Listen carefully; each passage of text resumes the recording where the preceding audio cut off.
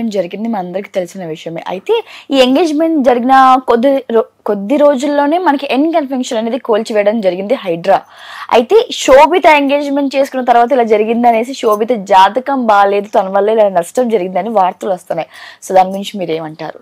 అది చాలా తప్పమ్మా. ఎందుకంటే వీళ్ళిద్దరి జీవితానికి సంబంధించినటువంటి ఇది ఏదన్నా దోషము అనేటువంటిది ఉంటే ఇప్పుడు ఏదో వీళ్ళల్లో ఉండేటువంటి చూడాలి.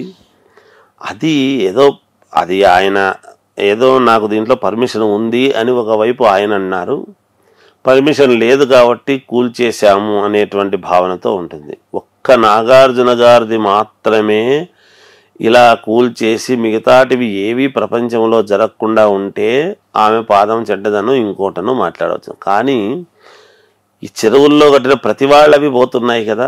అలాంటప్పుడు శోభిత అమ్మాయి యొక్క జాతకం ఒకటే వీళ్ళందరి మీద ప్రభావము ఉండదు కదా. మరి వీళ్ళందరికీ ఏమైనట్టు అంటే వాళ్ళ ఇళ్లలో పెళ్లిళ్ళు కాలేదా? మొన్ననే పెళ్లిళ్ళు అయిన వాళ్ళు ఉంటారు, ఎంగేజ్మెంట్లు అయిన వాళ్ళు ఉంటారు.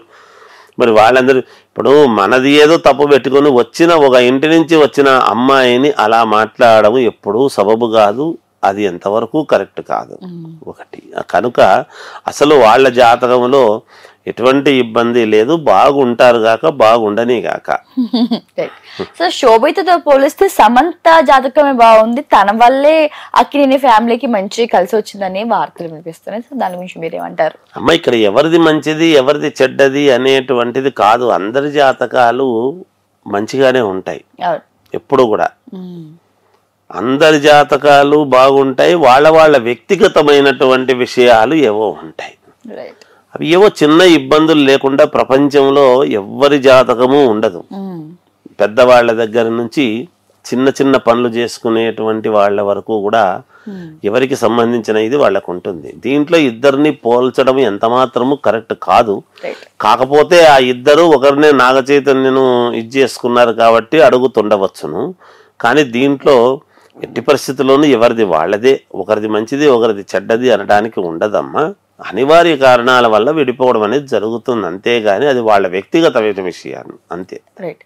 మరి నాగ చైతన్య గారి జాతకం ప్రకారంగా మళ్ళీ విడాకులు అయ్యే అవకాశం ఉందా, లేదంటే ఈసారి బాగానే సంసారం సాగుతుందా, ఇలాంటి ఏంటి? అమ్మ, మనం ఏం కోరుకోవాలి అంటే మామూలుగా లోకా సమస్త సుఖినో భవంతు అని ఎప్పుడు మాట్లాడినా ఏదైనా పాజిటివ్వే మాట్లాడాలి.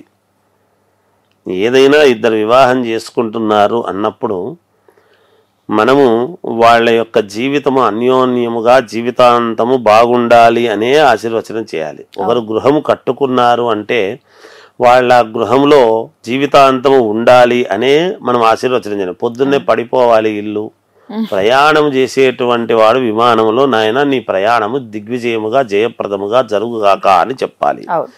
వెంటనే విమానం ఎక్కగానే కూలిపోవాలని ఎవరు చెప్పకూడదు, చెప్పరాదు, తప్పది, మహాపాపము, నేరము. అలాంటివి మాట్లాడరాదు.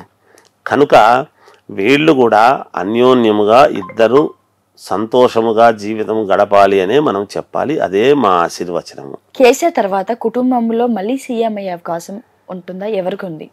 ఉందమ్మా.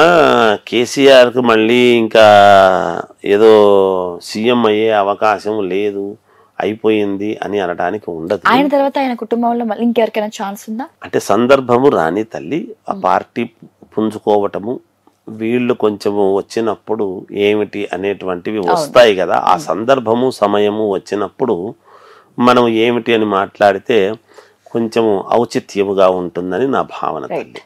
అయితే రేవంత్ రెడ్డి గారు ప్రభుత్వం మొదలైన తర్వాత ఆయన ఒక్కొక్కటిగా తీసుకున్న నిర్ణయాలు, అంటే గతంలో జరిగిన హైడ్రా కావచ్చు, తీసుకున్న ఒక్కొక్క ప్రతి నిర్ణయాలు కూడా ఆయన పదవికి మేలు కలుగుతుందా లేకపోతే నష్టం కలిగిస్తుందా? ఆయన నిర్ణయాలు ఏమి తీసుకుంటే మేలు జరుగుతుంది, ఏమి తీసుకోకుంటే మేలు జరుగుతుంది అని చెప్పడము మా ప్రాధాన్యత కాదు. కానీ రేవంత్ రెడ్డి గారి జాతకము ప్రకారముగా చాలా యోగవంతముగా ఆయన 5 సంవత్సరాల పాటు దిగ్విజయంగా పూర్తి చేస్తారని నేను గతంలో కూడా చెప్పాను, ఇప్పుడు కూడా మళ్ళీ చెప్తున్నాను. ఆయన పూర్ణముగా దిగ్విజయముగా ఆయన పాలన ఆయన సాగిస్తారు కాక. రైట్. బీజేపీ భవిష్యత్తు తెలంగాణలో ఎలా ఉండబోతుంది? బాగుంటుందమ్మా, పుంజుకోబోతుంది, పుంజుకుంటుంది కూడా. రైట్. ఇప్పుడు గత 4 days నుంచి ఒక హాట్ టాపిక్ ఏంటంటే Allu Arjun versus mega family war అనేది జరుగుతుంది. అయితే ఈ విమర్శల వల్ల, ట్రోల్స్ వల్ల అల్లు అర్జున్ కి సినిమా రంగంలో కానీ, ఆ సినిమా భవిష్యత్తులో కానీ ఏమైనా ఎఫెక్ట్ అయ్యే అవకాశం కనిపిస్తుందా? అమ్మ, ఎప్పుడైనా ఒకటి చెప్తాను చూడండి, ఎవరో ఒకరు చెట్టు నాటి నీళ్లు పొయ్యందే ఆ తీగ పైకి ప్రాకదు. అవును. అయితే ఇక్కడ ఎవరు ఏమిటి అనేటువంటిది ఎవరి ఆత్మవిమర్శ వాళ్ళు చేసుకోవాలి. అవును. ఇందులో ఏదో నష్టాలు ఉంటాయి, అవి ఉంటాయి, ఇవి ఉంటాయి అనటానికి లేదు. ఇప్పుడు కోట్ల రూపాయలు ఆధిపత్యం ఉండేటువంటి వాళ్లకు 2-3 సినిమాలు ఆడినంత మాత్రాన నష్టం ఏమిటి? ఏమిటి చెప్పండి? లేదు కదా. ఏముంటుందమ్మా నష్టం? ఉండదు. ఒకవేళ 3-4 సినిమాలు ఆడకపోవచ్చు. తర్వాత సినిమా బాగుంది అంటే ప్రేక్షకుల నిర్ణయాన్ని బట్టి ఉంటాయి, ఇవి చూస్తారు. ఏది ఏమైనా హీరోలు చేసేటువంటి వాళ్ళను రోల్ మోడల్గా తీసుకుని కొంతమంది అనుసరిస్తారు అనేటువంటిది ఉన్నది. వాటిని బట్టి హీరోలు ఎటువంటి నిర్ణయాలు తీసుకోవాలి, ఏమి తీసుకుంటే మేము ప్రజానీకానికి మేలు చేయగలిగిన వాళ్ళం అవుతాము అనేటువంటి భావన వాళ్ళల్లో ఉండి వాళ్ళు యాక్షన్ చేస్తే బాగుంటుంది. మేము చెప్పగలిగేది, మేమైనా నలుగురు మమ్మల్ని మెచ్చేటువంటి విధానముగా మా వృత్తిలో మేము ఉంటే బాగుంటుంది కదా. అది ఒకరికి చెప్పడమే కాదు, ఎవరైనా అది నీతులు పాటిస్తేనే తెలుస్తుంది. మా వ్యవహారంలో కూడా జ్యోతిష పండితులలో కూడా అడగని వాటికి చెప్పి నెత్తినేసుకొని అంతా పులుముకొని అలా కాదు. మనము ఇంకొకరికి ఆదర్శవంతముగా ఉండే విధముగా మన జీవితం ఉండాలి, అలాగే ఎదుటి వాళ్ళు కూడా ఉండాలని కోరుకోవాలి. రైట్. ప్రభాస్ గారికి రీసెంట్ గా కల్కి పెద్ద హిట్ ఇచ్చింది. సో మరి రాబోయే రోజుల్లో కూడా హిట్స్ ఉన్నాయా, లేకపోతే ఎలా ఉండబోతుంది ఆయన జీవితం జాతక ప్రకారంగా? చాలా బాగుందమ్మా ప్రభాస్ గారికి, ఏం పర్వాలేదు, అద్భుతంగా ఉంది, మంచి ఇదే. ఇప్పుడు ఏదో వివాహాలు ఆలస్యమైనంత మాత్రాన ఇంకా కెరీర్ లేదు, జీవితమే లేదు అని అనుకోవాల్సిన పని లేదు. ఇవాళ వివాహము కాకుండానే మోడీ గారు ప్రధానమంత్రి అయ్యారు. వివాహము అనేటువంటి దాంతో కాదు కదా. అలా కానంత మాత్రాన సినిమాలు లేవు అవి ఇవి అని ముందు ఎదటి వాళ్ళ లోపాలను గుర్తించటము కాదు, ఎదటి వాళ్ళల్లో ఉండేటువంటి ఔన్నత్యాన్ని గుర్తించి దాన్ని ముందుకు ఎలా తీసుకెళ్ళాలి అనేటువంటి భావనతో ఆలోచన చేయాలి. ప్రతి మనిషిలోనూ లోపాలు వెతుక్కుంటే ఉంటాయి. లోపాలు లేని వాళ్ళు ఎవరు ఉంటారు? ఎంతోమంది ఉంటారు. కానీ లోపాలను వెళ్ళబుచ్చడం మన అభిమతం కాదు. ఒకరినొకరు లోపాలు వెళ్ళబుచ్చుకుంటే సమాజం ముందుకు నడవదు.